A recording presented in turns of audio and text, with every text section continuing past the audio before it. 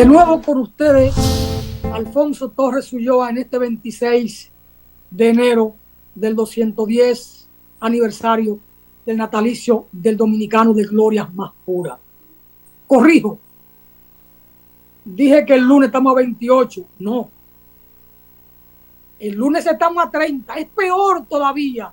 Gracias, Natanael, por la corrección, por la aclaración, ¿verdad? Es peor todavía. El día de Duarte es hoy, no el 30 de enero. Es una afrenta a la memoria histórica de nuestro pueblo lo que cometen las autoridades. Si fueron las de ayer que cometieron esa barbaridad, ¿por qué las autoridades de hoy, ese Congreso y este presidente no restauran la conmemoración del día de Duarte el día que corresponde? No, porque hacen parte del sistema que nos oprime. Son instrumentos de fuerzas internacionales de dominación, no solo de la República Dominicana o del pueblo dominicano, de dominación global, porque no solo a la República Dominicana que la van llevando al olvido de su memoria histórica, sino que en todos los pueblos donde ejercen el dominio van construyendo esa misma dinámica, van imponiendo esa misma dinámica de que los pueblos olviden su heroísmo, su historia, que olviden a sus grandes mujeres, a sus grandes hombres, para que no recurran a esa memoria, a ese ejemplo glorioso y puedan siempre estar reivindicando la patria. Ahí el mérito grande de Fidel en el año 1953, en el centenario del natalicio del apóstol de la independencia de Cuba, no quiso que el apóstol muriera en su centenario y había que darle vida de nuevo, y empezó ese movimiento del 26 de julio.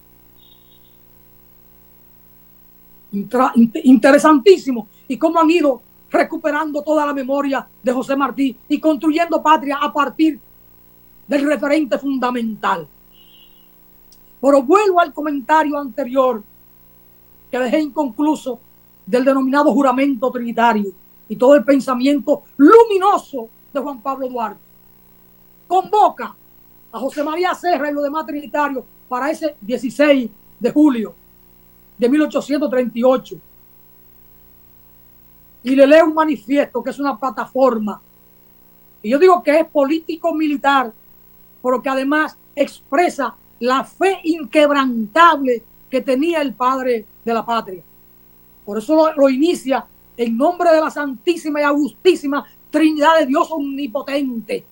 Y dice: juro y prometo por mi honor, en manos de nuestro presidente Juan Pablo Duarte, era el líder. Y ahí lo nombran director de los ejércitos de liberación, general. Por eso digo, es una proclama político-militar. Militar porque está el elemento militar claro, es general Juan Pablo Duarte y presidente Juan Pablo Duarte, director de los ejércitos de liberación. Pero además dice: a la separación definitiva del gobierno haitiano y a la proclamación de una república libre, soberana e independiente de toda potencia, dominación o protectorado extranjero. Y además establece el escudo de armas, la bandera, cómo está concebida la bandera, y jura ante Dios y el mundo esa lucha por la independencia, proclamar una república ante Dios y el mundo.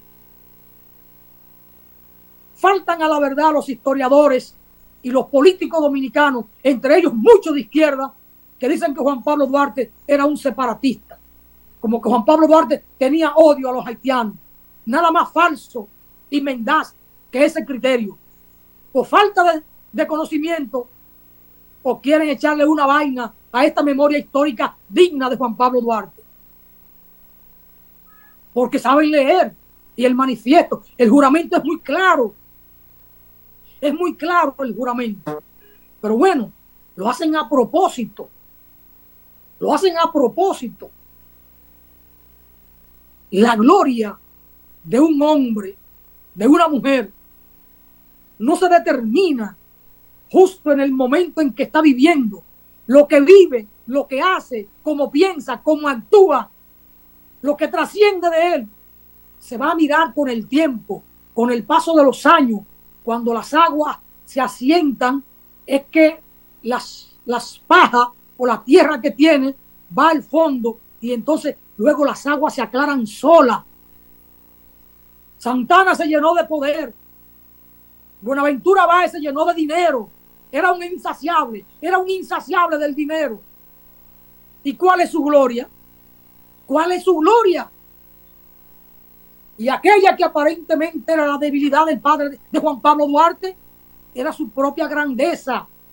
El hombre que no miraba para él, miraba para un pueblo que debía constituirse en nación, porque reunía las condiciones culturales, de idioma, de territorio, de costumbre que iba construyendo en el día a día, que se fue agolpando en el territorio, haciéndose uno, construyendo una identidad.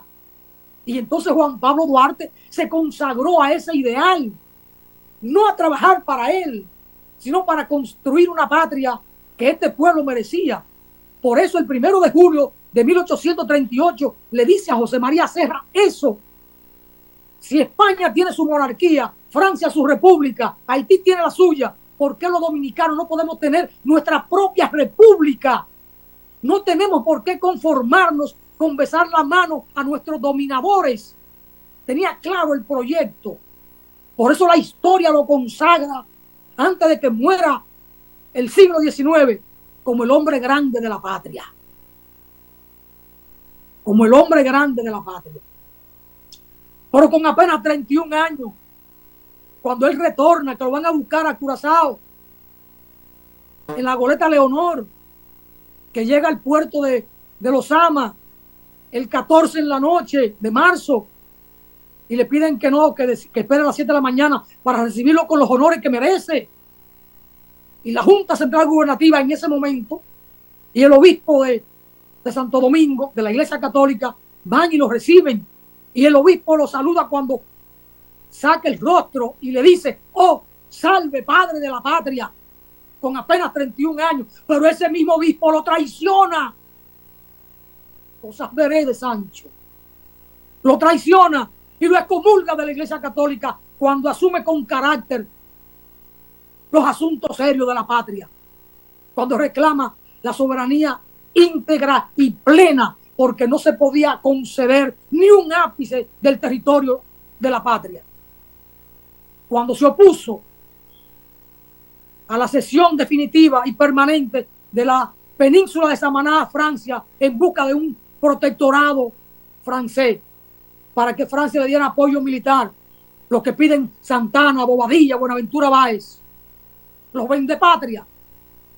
Y Duarte se opone y por eso da el golpe de Estado el 9 de junio a la Junta Central Gubernativa. Y encaró a Sánchez por la firma del manifiesto del 16 de enero, que lo redacta Sánchez, pero que Bobadilla introdujo dos líneas de si fuera necesario acudir a nuestros amigos internacionales para buscar dinero. Dejó abierta la posibilidad Bobadilla de negociar con potencia, porque lo tenía claro, eran los mismos.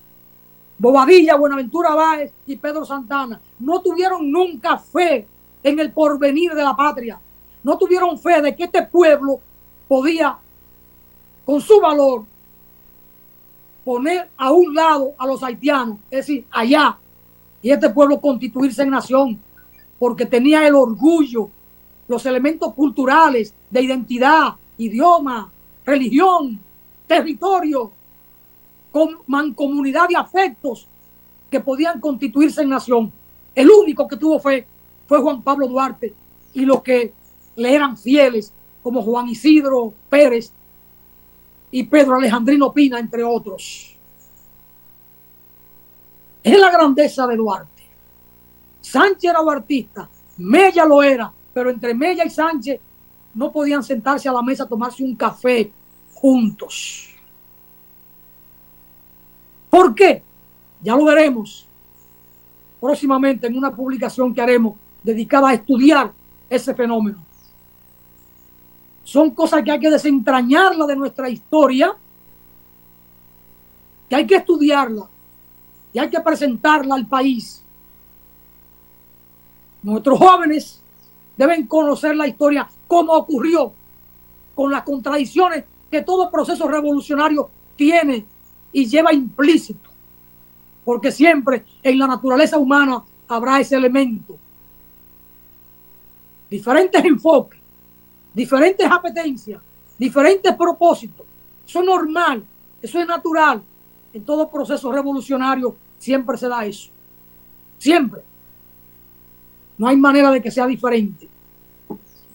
Agradezco la presencia por acá y los comentarios que han hecho Fausto Bello Uribe, Aristóteles Poncerrate, Paula Xiomara Méndez, en fin, María Salomé, José Miguel Almanzar, Fausto Bello Uribe y todos los demás que están por ahí, los que no puedo mirar, ¿verdad? Interesante que un día como hoy nosotros vayamos a la raíz de la patria y tenemos que seguir condenando esa actitud sumisa de los gobernantes nuestros que se prestan a actuar en contra de la patria cuando hacen cosas como esta, de trasladar fecha tan importante como el día 26 de enero a un día cualquiera. En esta ocasión, a un 30 de enero. El 30 de enero será feriado, nadie va a pensar en Duarte porque se irá de fiesta. Y entonces hoy la gente no va, perdón, la gente no va a pensar en Duarte porque está trabajando. Se levanta temprano a prepararse, el café, el desayuno, hay que vestirse y coger el concho, coger el carro y para el trabajo. La cotidianidad lo envuelve, lo absorbe. Y Duarte, no importa. Así es que nos llevan. Y contra ese querer de los dominadores y de los Bobadilla y Buenaventura Báez y los Pedro Santana de estos tiempos, contra ellos hay que actuar. Por eso hay que reivindicar la memoria, el ejemplo, la acción y sobre todo el ejemplo ético del padre de la patria. Hoy que los políticos se tragan la nación, la picotean, la venden al extranjero, la que ellos no pueden engullirse, se impone que nosotros vayamos a Juan Pablo Duarte. Ese hombre, primer funcionario público que rinde cuenta a la nación, de dinero, de recursos públicos puestos en su mano. Primer ejemplo ético de la patria, Juan Pablo Duarte. En él hay muchas primacías. Un programa no alcanza para decir todas las cosas que uno quisiera decir de Juan Pablo Duarte. Yo quisiera, comencé el día pasado a comentar sobre ese pensamiento luminoso y en qué momento histórico lo dejó por escrito en esas dos cartas memorables, una del 7 de marzo de 1865 y otra 5 de mayo de igual año. La primera dirigida a Manuel Rodríguez Onquío, que era el ministro de Relaciones Exteriores del gobierno restaurador en armas, y la otra dirigida a Félix María del Monte, uno de los trinitarios que estaba radicado en Puerto Rico. Y son dos cartas memorables. Ahí está, de ahí se desprende todo el ideario de Juan Pablo Duarte, todo su pensamiento. Y luego, lo que escribe como una propuesta de himno restaurador es cuando él dice en ese himno: quisqueyano, sonó ya la hora de vengar tantos siglos de ultraje. Se refiere al colonialismo español, que sería hablar de la potencia o del imperio de hoy. O cuando él dice en ese mismo himno,